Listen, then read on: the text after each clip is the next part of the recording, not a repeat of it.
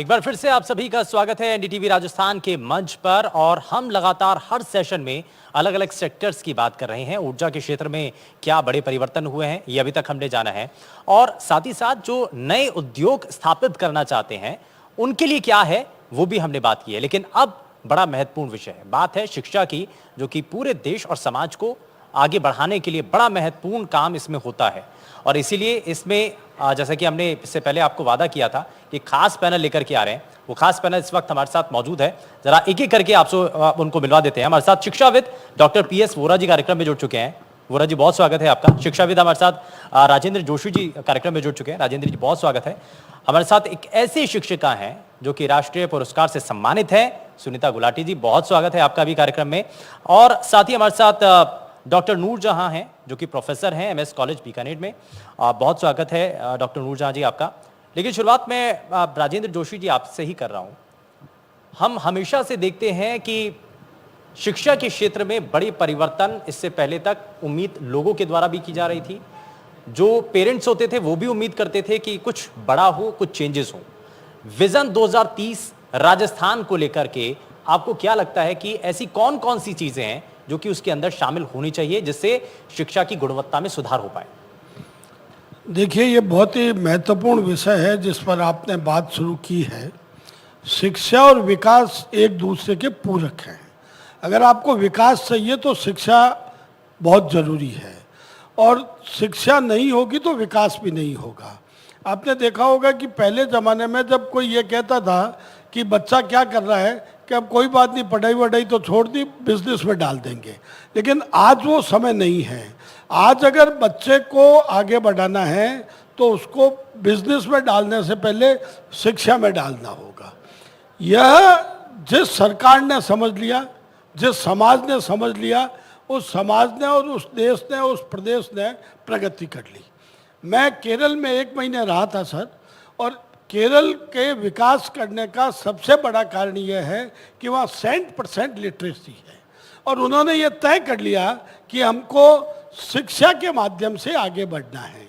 ठीक इसी प्रकार विजन 2030 में अगर हमको विकसित राजस्थान बनाना है तो एक तो ये जो कल कई बातें हो रही थी, अभी भी आपके माध्यम से जो बात हो रही है, वो सब्जेक्ट नहीं है। वो कोई सा सब्जेक्ट हो जो विश्व में चलता हो, उस विषय को यहाँ पढ़ाया जाना चाहिए। नंबर 1 बात यह है।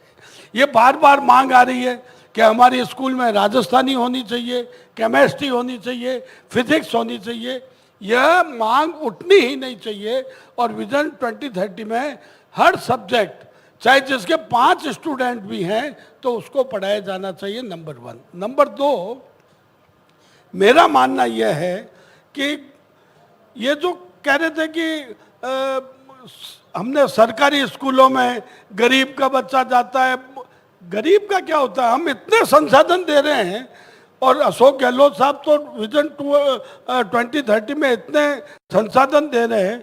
उसके बाद ये कहाँ से आपने 2 कैटेगरी पैदा कर दी कि गरीब और मजदूर के लिए तो सरकारी स्कूल है और पैसे वाले के लिए प्राइवेट स्कूल है? ये संकट ही नहीं होना चाहिए। जो मर्जी जिस स्कूल में जाए, लेकिन कैटेगरी बांटी नहीं जानी चाहिए। सर, कैटेगरी ना पैसों ने बांट दी है। पैसों ने बांट दी। अगर आप सरकारी स्कूल में जाएंगे तो आपको पता है कि उसकी फीस ज्यादा नहीं है। प्राइवेट स्कूल में जाएंगे तो आपको अपना जेब ढीली करनी पड़ेगी, और ढीली थोड़ी नहीं, बहुत ज्यादा करनी पड़ेगी। लेकिन सर, एक तो यहीं पर आकर के ये कंपैरिजन महत्वपूर्ण बात यह है कि प्राइवेट स्कूल से ज्यादा सरकार मोटी तनख्वाह के टीचर्स हमको दे रही है, संसाधन दे रही है। आप चाहे लैब कह दें या क्लासरूम कह दें, या उसमें अच्छा खर्च हो रहा है। फिर हमारा देश प्रदेश को कैटेगरी में नहीं बांट करके सरकारी स्कूल की ब्रांडिंग होनी चाहिए। सरकारी स्कूल भरी भरी रहती है, यह बिल्कुल नहीं होना। सर, मुझे जो लगता है ना कि सरकारी स्कूलों की ऑलरेडी ब्रांडिंग है, लेकिन क्या है कि उसमें पढ़ाई उस लेवल की नहीं थी इससे पहले तक। इस वजह से जो बच्चे हैं, क्योंकि हर कोई पेरेंट्स चाहता है कि उसका बच्चा आगे ग्रो करे, है ना। और अगर इंग्लिश मीडियम जैसा अब शुरुआत हुई, राजस्थान के अंदर भी ये शुरुआत हुई, अब इंग्लिश मीडियम की जो क्लासेस हैं वो भी शुरू हो चुकी हैं। देखिए, पेरेंट्स अगर खुद नहीं पढ़ पाए हैं तो वो कम से कम ये चाहते हैं कि उनका बच्चा जरूर पढ़े। उसको अगर इंग्लिश नहीं आती है तो वो ये जरूर चाहते हैं कि उनके बेटे को या बेटी को इंग्लिश जरूर आए, ये तो इसलिए वो देखिए- कोशिश होती है। देखिए, सबसे बड़ी बात यह है कि जहां ना तो प्राइवेट स्कूल पहुंच पाता है ना कोई और पहुंच पाता है, मैं ना तो सरकार की तरफदारी कर रहा हूं और ना मैं प्राइवेट की तरफदारी कर रहा हूं। मैं कहता हूं शिक्षा वो साधन है जो जितना पिएगा उतना दहाड़ेगा। ये बात हमको इसलिए मैं कैटेगरी में बांटने की बात कह रहा हूं, मत बांटनी चाहिए। शिक्षा जहां से भी मिले वहां से ले लेनी चाहिए। आज गांव में सुदूर आदमी बैठा है, वहां ना तो कोई बड़ी स्कूल जा सकती है, लेकिन वहां सरकार जाती है और सरकार की स्कूल होती है।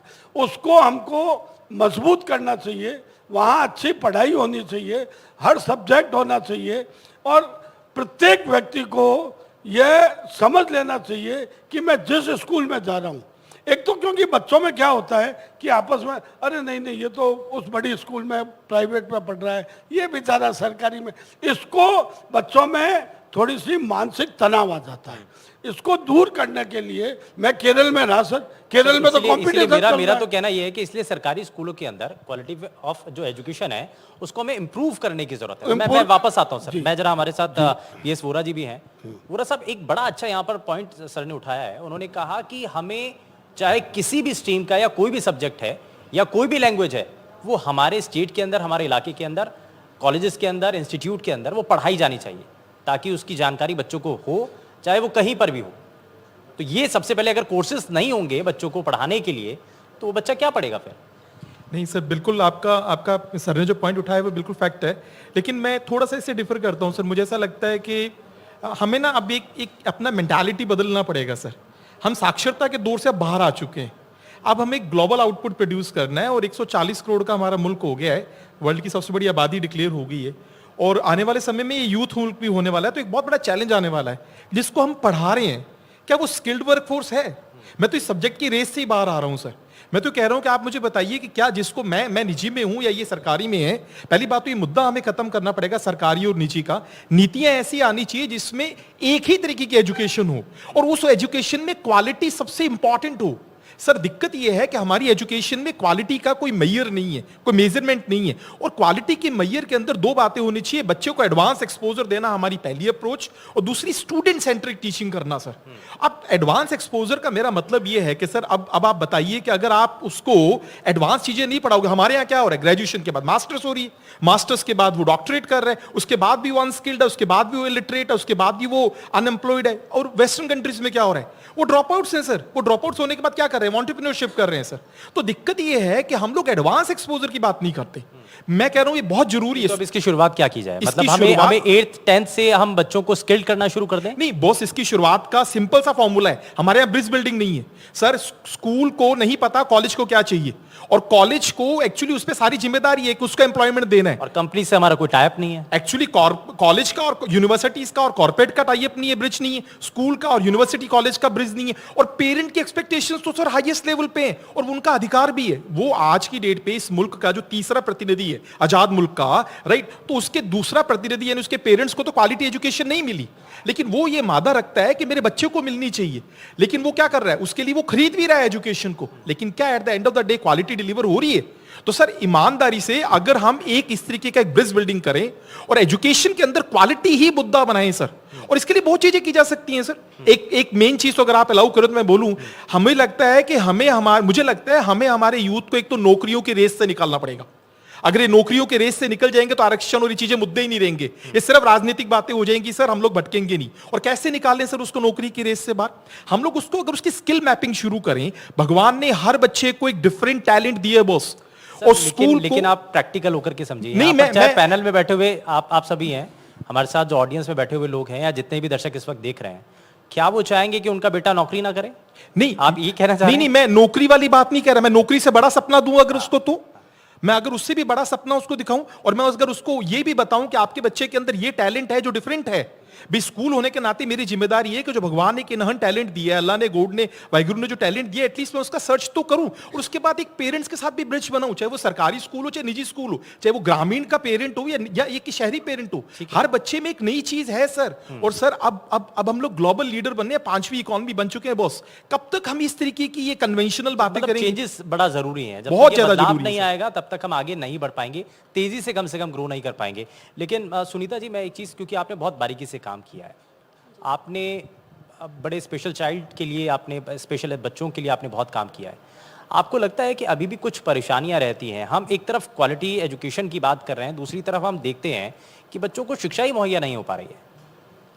सर हमारा मुख्य उद्देश्य जो है वो क्वालिटी एजुकेशन है, और आप जैसे कह रहे हैं कि शिक्षा ही मुहैया नहीं हो पा रही है, ऐसा अब तो मैं कहूँगी कि नहीं है, क्योंकि आज तो अगर हम कहें कि राजस्थान के दूर ढाणियों में भी सरकार ने जो एजुकेशन है प्रोवाइड करने की पूरी कोशिश की है। इवन सरकार ने वहाँ पे स्मार्ट टीवी भी पहुँचवाई। और कल जैसे एक मुद्दा उठ रहा था कि अगर वहाँ पे इंटरनेट नहीं है तो क्या होगा, तो आज सरकार ने 1 TB की जो हार्ड डिस्क है वो भी वहाँ पे प्रोवाइड की जा रही है। उसमें जितना भी, जैसे मिशन स्टार्ट जो सरकार ने प्रोग्राम स्टार्ट किया है, या डिजिटल दक्ष प्रशिक्षक जो स्टार्ट किया है, जिसमें जो भी लेसन्स हैं उन लेसन्स को जो बेटर से बेटर पढ़ा सकते हैं, उनके वीडियोस जो है अपलोड करके वो पूरा का पूरा हार्ड डिस्क का मैटर दिया जाता है। तो इवन अगर वहाँ टीचर नहीं है, वहाँ फैसिलिटी नहीं है, तो भी वहाँ पर वो ज्ञान, वो जो एजुकेशन का एटमॉस्फेयर है वो प्रोवाइड किया जा सकता है। ठीक है, हम सरकारी स्कूल का लेवल अप हो रहा है धीरे धीरे। जी सर। लेकिन हम जब ये वर्सेस वाली बात आती है ना कि सरकारी स्कूल वर्सेस प्राइवेट स्कूल, जी, तो उस रेस में फिर सरकारी स्कूल पीछे क्यों? आप कह रहे हैं कि सारी चीजें उपलब्ध होती हैं, तो फिर चैलेंजेस कहाँ हैं, परेशानियां कहाँ हैं, फिर दिक्कत क्यों आ रही है? सरकारी स्कूल के बच्चे compete क्यों नहीं कर रहे हैं फिर? सर मैं ऐसा नहीं कहूँगी, मैं तो ये कहूँगी कि सरकारी स्कूल के बच्चे प्राइवेट से बहुत बहुत आगे हैं, और ये होना भी चाहिए। बिल्कुल सर, बिल्कुल मैं कहूँगी, क्योंकि मैंने देखा है सर कि एज एन सिंपल एक बहुत ही एक सिंपल है होता है सर, RSC ERT राजस्थान के द्वारा एक साइंस फेयर आयोजित किया जाता है। उस साइंस फेयर में अगर आप देखें तो सर प्राइवेट स्कूल को मात देते हुए सरकारी स्कूल के वो बच्चे जिन्होंने आज तक जो छोटी मोटी कबाड़ की जो चीजें होती है ना, उनसे वो लोग बहुत हाई मॉडल्स बना लेते हैं। और अगर इंस्पायर अवार्ड आप देखें तो इंस्पायर अवार्ड में भी गवर्नमेंट स्कूल के बच्चे जो हैं वो नॉर्मली हाईएस्ट रैंक पर आते हैं। अगर हम देखें दीक्षा प्लेटफॉर्म या हम PM ई-विद्या चैनल देखें तो वो सब कुछ जो है वो गवर्नमेंट टीचर्स जो है वहाँ पे हमें प्रोवाइड कर रहे हैं मटेरियल। तो मेरा मानना तो ये है कि सर प्राइवेट के बदले अब जो गवर्नमेंट सेक्टर है वहाँ पर क्वालिटी एजुकेशन मिल रही है। हाँ, ये है कि पेरेंट्स का जो अभी तक एक विश्वास है वो नहीं बन पाया, क्योंकि एक धारणा रही थी, पहले किसी कारणवश धारणा रही होगी कि सरकारी स्कूल में अगर मेरा बच्चा जाएगा तो मुझे ये नहीं मिल पाएगा। आज मैं कहती हूँ कि बच्चे का चाहे शारीरिक विकास हो, चाहे बौद्धिक हो, चाहे हम कहें कि मानसिक विकास हो, जो भी विकास हो वो सारा का सारा वहां पर किया जा सकता है। क्योंकि सरकारी स्कूलों में आप जिस स्कूल में हैं या आसपास का जो इलाका है, प्राइवेट स्कूल छोड़ करके पेरेंट्स अपने बच्चों को प्राइवेट की जगह सरकारी में पढ़ा रहे हैं आप? बिल्कुल सर, मैं अपने स्कूल के बारे में तो कहूंगी कि सर मेरे स्कूल में पूरे इंडिया से बच्चे आ रहे हैं, क्योंकि वो स्पेशल स्कूल है। मेरे सारे के सारे बच्चे जो 68 बच्चे हैं वो मूक बधिर हैं, और मुझे ये कहते हुए बहुत खुशी हो रही है कि वो बच्चे नेशनल लेवल तक पहुंच रहे हैं। नेशनल इंस्पायर अवार्ड में वो बच्चे आपको लगता है कि हैं। कुछ थोड़ा सा पुश करने की जरूरत है? बिल्कुल सिस्टम सर। ठीक है, थोड़ा सा पुश करेंगे तो चीजें और बेहतर हो जाएंगी। जी सर, मेरा मानना यही है। और वैसे भी मैं ये कहूंगी सर कि जो आज न्यू जनरेशन आ रही है, जो नए टीचर्स आ रहे हैं, वो आज इतने स्किल्ड हैं। मैं किसी का कंपैरिजन नहीं कर रही, चाहे आप प्राइवेट लें चाहे गवर्नमेंट लें, जो टीचर है वो प्राइवेट में भी मच मोर स्किल्ड है और गवर्नमेंट में भी। लेकिन ये माना जाता है गवर्नमेंट का टीचर जो वही नहीं कर पाएगा, जबकि गवर्नमेंट के भी MA PhD होल्डर्स हैं, तो उनके अंदर चेक के बाद वो सरकारी स्कूल में पहुंचते हैं। बिल्कुल सर, वो आज भी हाईली क्वालिफाइड हैं, तो वो बहुत अच्छा आउटपुट दे सकेंगे। ठीक है, मैं नूरजहां जी को जोड़ रहा हूँ। नूरजहां जी, एक चीज बताइए कि हम जैसा बात भी कर रहे थे कि अगर बच्चों को हम समय रहते स्किल्ड नहीं करेंगे, क्योंकि 12वीं के बाद तक बच्चा भटकता है, उसको ये नहीं पता कि वो किस स्ट्रीम में जाएगा। अगर हम 8वीं 10वीं से लेकर के अगर हम बच्चों को सही कोर्स, सही गाइडेंस, अगर उनकी काउंसलिंग सही से कर दें, तो बच्चा पहले से ही तय कर पाएगा कि उसको आगे करना क्या है। जो नौकरी वाला जो सवाल उठ रहा था ना कि नौकरी के रेस से हमें हटाना है, तो वो तभी संभव हो पाएगा। जी, मैं सबसे पहले NDTV को ये मंच मुझे प्रदान किया उसके लिए थैंक्स, आपकी टीम को थैंक्स, और आपने जो ये सवाल किया स्कूल एजुकेशन से कि बच्चों में स्किल डेवलपमेंट को लेकर क्यों ना स्कूल लेवल से ही उनमें ये उनकी जो योग्यताएं हैं या उनका जो रुझान है उसे डेवलप किया जाए, और वही बच्चे आगे जब, क्योंकि मैं कॉलेज एजुकेशन से संबंध रखती हूँ, तो यही बच्चे जब कॉलेज में एडमिशन लें तो नई शिक्षा नीति के तहत, और स्पेशली जब कुछ मार्क्स कॉलेज लेवल पर उन्हें देने होते हैं, तो वो उसी स्किल डेवलपमेंट पर ही उन्हें कोई ऐसा प्रोजेक्ट दे दिया जाए, कोई ऐसा काम दे दिया जाए ताकि उनका वो हुनर भी आगे बढ़ता रहे और वो हायर एजुकेशन भी लेते रहें। इसी हायर एजुकेशन के संबंध में मैं एक बात और भी कहना चाहूँगी कि क्योंकि डिग्री धारक आजकल एक बड़ी समस्या है, समाज के सामने भी, गवर्नमेंट के सामने भी, कॉलेज के सामने भी, सभी के सामने। तो ये जो हुनर उनमें डेवलप होगा तो वहाँ वो नौकरी के लिए ट्राई करें। मेरा मैम एक सवाल ये है, हम जी। क्योंकि इस बारे में बात कर रहे थे कि अगर कॉलेज में आता है बच्चा तो हम क्या कंपनीज को, क्योंकि इधर क्या हो रहा है, मिसमैच हो रहा है, एक इधर रास्ते पर चल रहा है, एक इधर रास्ते पर चल रहा है। अगर हम एक ही रास्ते पर चलाएं, अगर कंपनीज को स्किल्ड किस फील्ड के अंदर चाहिए, अगर कॉलेजेस वही पढ़ाने लगे तो बच्चा अपने आप स्किल्ड हो जाएगा ना, और उसको नौकरी भी तुरंत मिल जाएगी। सर मैं एक बात और आपको बताना चाहूँगी कि गवर्नमेंट कॉलेजेस में प्लेसमेंट कमेटीज़ होती हैं और वो समय समय पे कॉलेजेस में इनवाइट करती हैं और वो लोग आकर बच्चों को ट्रेंड करते हैं, उनका इंटरव्यू कंडक्ट करते हैं। और अभी हाल ही मैं बताऊं, मैं आपको पिछले 3-4 सालों से लगातार ये प्रक्रिया चल रही है और डायरेक्ट बच्चों को अपॉइंटमेंट भी मिलते हैं। तो यहाँ जो आवश्यकता है सर, वो इस एनवायरनमेंट को ज़्यादा से ज़्यादा स्तर पर स्थापित करने की है कि बच्चों में नौकरी से तात्पर्य गवर्नमेंट या सरकारी नौकरी ही नहीं हो और सरकारी नौकरी का इंतजार करते करते वो अवरेज हो जाएं और उसके बाद वो प्राइवेट सेक्टर की तरफ जाएं जहां उनको कह दिया जाता है कि अब आप में वो कैलिबर नहीं है जो आपको 18-20 साल की उम्र में होता है और उनको सामान्यतः रोजगार को लेकर समस्या होती है। तो आवश्यकता हायर एजुकेशन में इस तरह के कौशल विकास के कार्यक्रम को जोड़कर प्लेसमेंट कमेटी के साथ उसे किया जाए तो एक छोटे स्केल पर, छोटे स्तर पर इस तरह की शुरुआत की जा सकती है। जोशी जी, मैं इसमें ये जानना चाह रहा हूँ कि बहुत सारी चीज़ें होने के लिए प्लेसमेंट कमेटी भी है, लेकिन क्या कॉलेजेस के बाद उस लेवल पर जितने बच्चे आते हैं उतने बच्चों को क्या प्लेसमेंट हो पाता है? ये प्रैक्टिकल मेरा सवाल है। हाँ, नहीं, मैं आपकी बात को आगे बढ़ाता हूँ। सबसे पहले तो मैं ये बताना चाहता हूँ कि आज की तारीख में जितनी नौकरी मिल रही है, जितना बिजनेस हो रहा है, बच्चा पढ़ के ही तो आ रहा है, अनपढ़ तो थोड़ी आ रहा है। माने ये है कि सिस्टम को समझने की ज़रूरत है। बच्चे स्कूल और कॉलेज से पढ़ कर के ही अपने बिजनेस में जा रहे हैं। कोई भी आदमी तीसरी पास नहीं है, वो समय नहीं है। माने क्या है कि हमको एक्सपोजर करने की ज़रूरत है। अब बात ये रही कि 2-3 बातें हैं सर। एक तो मैं वोकेशनल एजुकेशन पे भी मेरा हमेशा से ही रहा है, क्योंकि लिटरेसी का आदमी हूँ, तो लिटरेसी के बाद वोकेशनल लिटरेसी होना चाहिए। हम भारतीय ज्ञान परंपरा को पीछे छोड़ते जा रहे हैं। भारतीय ज्ञान परंपरा कहाँ से आती है? आपकी भाषा और संस्कृति से आती है। जिस तरीके से मैंने मेरे पहले वक्तव्य में ये कहा था कि जो बच्चा कोई सब्जेक्ट पढ़ना चाहे उसकी छूट होनी चाहिए और कहीं भी पढ़ना चाहे, निजी और सरकारी की बात नहीं है। ठीक उसको मैं आगे बढ़ाते हुए कहना चाहता हूँ कि अगर, क्योंकि भारत जो है, हिंदुस्तान जो है, वो विविध भाषाओं का देश है और हमारे यहाँ पे कोई भी आप देख लें, जो बड़ी कृति आई है, साहित्य कृति आई है, वो हिंदी में नहीं आई है, वो लोकल लैंग्वेज में आकर के अनुवाद होकर के फिर आगे बढ़ी है। ठीक इसी प्रकार जो बच्चा किसी भी भाषा में कोई भी सब्जेक्ट पढ़ना चाहता है तो उसको एक तो ये छूट मिलनी चाहिए। ये रोज रोज मांग नहीं आनी चाहिए, झगड़े भाषा के नाम पे नहीं हो, क्योंकि हमारी जो कल्चर है हिंदुस्तान की उस भाषा के साथ। आप कहना चाह रहे हैं कि अगर कोई साइंस स्ट्रीम में जाना चाहता है, कुछ ऐसा करना चाहता है, तो वो हिंदी में भी या किसी भी राजस्थानी के लिए रोज बात आती है कि राजस्थानी पढ़ना चाहे तो उसके लिए अवेलेबिलिटी होनी चाहिए। क्योंकि हमारी कोई भी आप बच्चे को जो आगे जाएगा, जो आपका प्रश्न था हायर एजुकेशन के बाद, तो अपने कल्चर को छोड़ करके थोड़ी जाएगा। आज सुनार का बच्चा है तो वो अपने काम को आगे बढ़ाएगा, तभी आगे बढ़ेगा। एक सुधार का बच्चा है, जितना अच्छा काम वो कर पाएगा दूसरा नहीं कर पाएगा। अच्छा, ठीक। जैसे अभी आपने थोड़ी देर पहले जो एक सेशन लिया था, उसमें यही तो बात है। उन्होंने क्या कहा, 50 साल से हमारे परिवार की, तो आपको वही बात आ गई ना।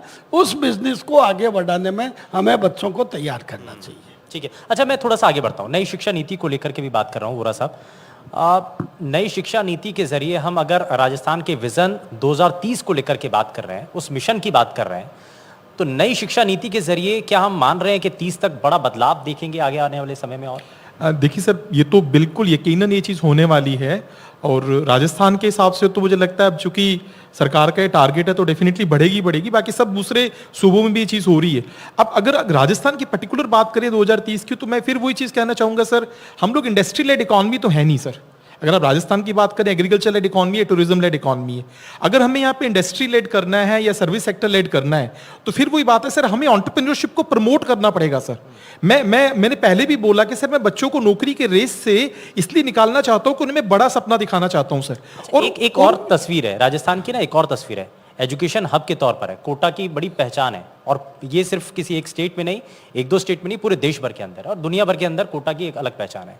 तो हम जो राजस्थान को एक नया बेंचमार्क सेट कर रहे हैं, ये हम क्यों ना बीकानेर के अंदर ऐसा कर बिल्कुल बिल्कुल हो सकता है सर। और बीकानेर में ऑलरेडी अपॉर्चुनिटीज हैं सर। आप हमारे यहाँ पे प्राइवेट यूनिवर्सिटी देखेंगे, मेडिकल कॉलेज देखेंगे, गवर्नमेंट इंजीनियरिंग कॉलेज देखेंगे, टेक्निकल यूनिवर्सिटी देखेंगे sir. We are the education hub, हम लोग एजुकेशन हब हैं। सिर्फ अब बात सिर्फ एक है कि अगर बीकानेर में एक ब्रिज बिल्डिंग शुरू हो जाए, जैसा मैंने पहले भी कहा कि कॉर्पोरेट में और यूनिवर्सिटीज में और स्कूल्स में, तो सर एक इक्वालिटी आ जाएगी, हर किसी को पता होगा। और मैं प्लीज मुझे अलाउ करिएगा कि मैं एक बार सरकारी और निजी पे बात करूं सर। मुझे लगता है इस पैनल में जितने लोग बैठे हैं वो सभी सरकारी स्कूलों से पढ़े हैं। मैं सरकारी स्कूल से पढ़ा हूं सर, मुझे फक्र है अपने सरकारी स्कूल पे। तो उससे मुझे नहीं लगता कि कोई सरकारी स्कूल है निजी स्कूल में डिफरेंस है। डिफरेंस एक्चुअली ये सत्ता ने या सरकारों ने नीतियों को बनाने में देरी कर दी सर। और चूंकि निजी वाले ने अपनी जेब से इन्वेस्टमेंट किया है सर, तो डेफिनेटली उसको समाज का अट्रैक्शन तो खींचना पड़ेगा। तो उसने क्वालिटी पे फोकस कर दिया, समय पे फोकस कर दिया। और दूसरा, निजी को वैल्यू दी है सर इंग्लिश ने।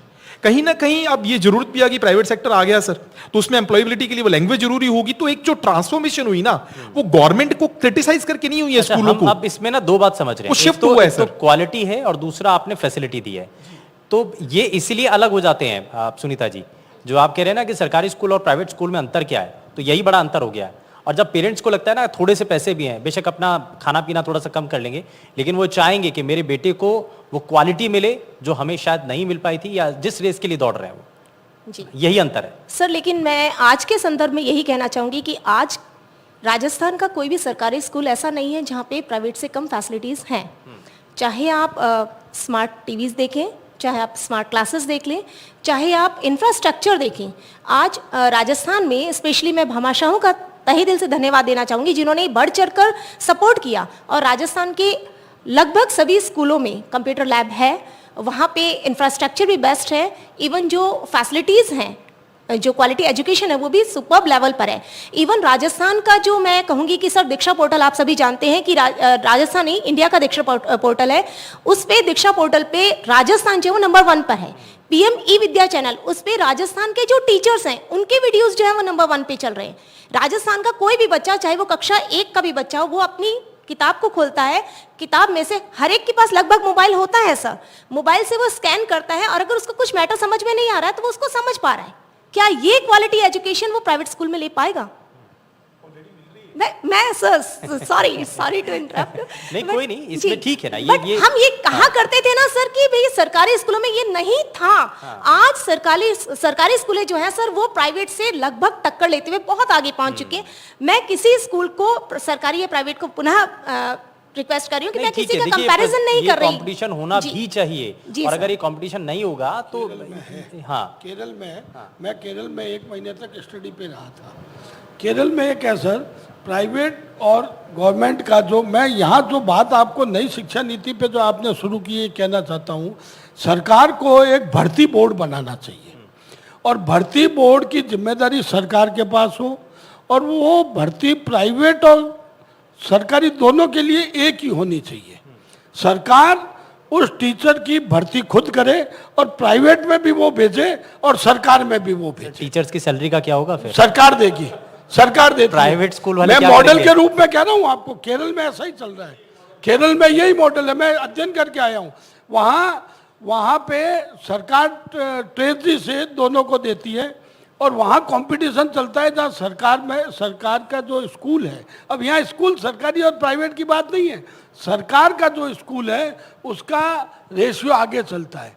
तो इस तरीके से कोई बात 2030 की हम बात पूरा कर रहे सिस्टम हैं, चेंज करना तो पड़ेगा। सिस्टम नहीं तो करिए ना। 2030 किसको कह रहे हैं फिर? कोई खाली स्कूल की बिल्डिंग।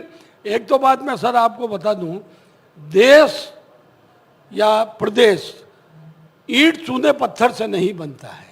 हम ये कहते हैं कि अच्छी बिल्डिंग स्कूल की बना देंगे, अच्छे भवन बना देंगे, वहाँ के लोग कैसे हैं, हम लोगों को बनाने का काम करेंगे ना। और लोगों को बनाने का काम कौन करता है? शिक्षा करती है। बिल्कुल, और समाज को अगर बनाने और दिशा दिखाने का काम है तो वो शिक्षक का काम है, स्कूलों से ही वो काम होता है, इसलिए शिक्षा का मंदिर भी कहा जाता है। मैं नूरजहां जी आपको जिसमें ज़रा जल्दी से जोड़ता हूँ, मैं ज़रा जल्दी से इस बात पर आप थोड़ा सा बताइए कि अक्सर हम देखते हैं 8वीं 10वीं और 12वीं तक आते आते बच्चों का हायर एजुकेशन की तरफ रुझान थोड़ा सा कम हो जाता है।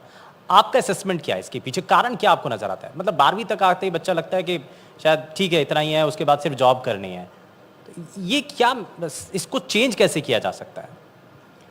सर, इसको चेंज करने के लिए सामान्यतः क्या है कि हायर एजुकेशन में आने, जब बच्चा हायर एजुकेशन में एडमिशन लेना चाहता है तो प्रक्रिया थोड़ी सी बदल जाती है।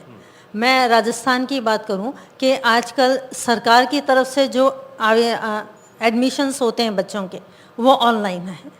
और ऑनलाइन एक बार एडमिशन फर्स्ट ईयर में बच्चे ने लिया और उसके बाद लगातार वो 3 साल तक उसी संस्था से रजिस्टर्ड रहेगा, उसका एक आईडी बन जाती है। अब मैं आपको बताऊं कि अगर मान लीजिए ऑनलाइन बच्चे ने एडमिशन लिया और उसका फर्स्ट लिस्ट में, सेकंड लिस्ट में और थर्ड लिस्ट में एडमिशन हो गया, उसमें भी फीस जमा करते वक्त बच्चों में 30% तक भी डिफ़ॉल्टर हो जाते हैं। उनका एडमिशन हो गया, सरकारी कॉलेजेस में एडमिशन होना एक हायर परसेंटेज वाले बच्चे का ही हो सकता है, और फर्स्ट लिस्ट में जो बच्चा एडमिट हुआ है उसको तीनों चॉइसेस के सब्जेक्ट मिलना एक बड़ी बात होती है। उसमें से 30% बच्चे डिफ़ॉल्टर हो जाना, वो कहते हैं, जब रीज़न जानना चाहते हैं तो वो कहते हैं कि हम हमारे गांव में ही एडमिशन लेना चाहते हैं, शहर रोज़ आना जाना नहीं होता हमारे से। इसके अलावा फैसिलिटी की अगर बात करें तो कहते हैं स्कॉलरशिप इस कॉलेज में भी मिलेगी, गांव के कॉलेज में भी मिलेगी।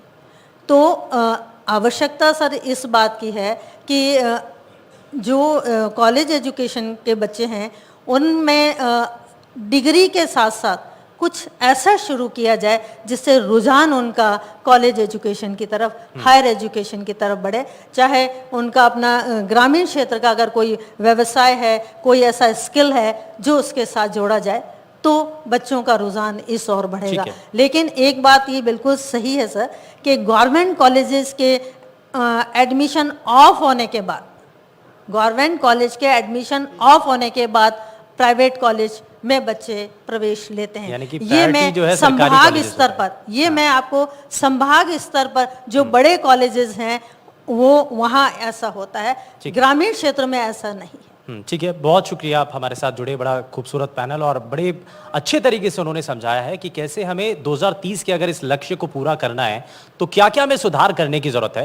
हालांकि सरकार की तरफ से बहुत सारे बदलाव किए जा रहे हैं, जिसमें कोशिश रही है कि आने वाले समय के अंदर शिक्षा पद्धति को और भी ज्यादा बेहतर बनाया जा सके, जिससे आने वाला जो हमारा भविष्य है और भी ज्यादा मजबूत और सुंदर हो पाए। बहुत शुक्रिया हमारे साथ जितने भी पैनल में जो लोग जुड़े हैं, सभी का बहुत शुक्रिया। आप हमारे साथ इस मंच पर साझा हुए। यहाँ एक छोटे से ब्रेक के लिए जरूर रुक रहे हैं, लेकिन ब्रेक के उस पार आपको ये भी बताएंगे मुख्यमंत्री अशोक गहलोत हमारे साथ अगले सेशन में कार्यक्रम में जुड़ने जा रहे हैं और हम उनसे जरा कई बहुत सारे सवाल हैं। राजस्थान में 2030 का जो मिशन है, जो कि सरकार लेकर के भी चल रही है, उसका कारण क्या है, उसके पीछे की तैयारी क्या है, सरकार का रोड मैप क्या है, क्या आगे आने वाले समय में राजस्थान के लोगों को बड़ा परिवर्तन राजस्थान के अंदर दिखाई देने जा रहा है। बात 2023 के अंदर 2030 की हो रही है, लक्ष्य क्या है, ये सभी चीजें हम मुख्यमंत्री अशोक गहलोत से जानेंगे।